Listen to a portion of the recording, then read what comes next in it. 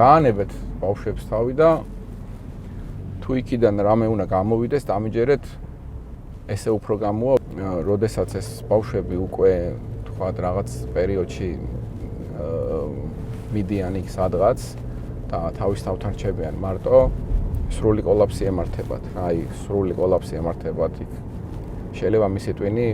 მამის ეძებდეს იქ ღობესთან ჩასაფრებულს, რომელიც უყურებს და რაღაც ან შენიშვნას აძლევს, ან იმას შექებას, ან ასე შემდეგ და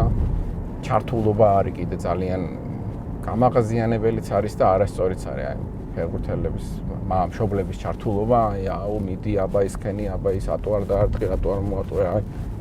ჩემი რჩევა იქნება, ამიტომ ყველა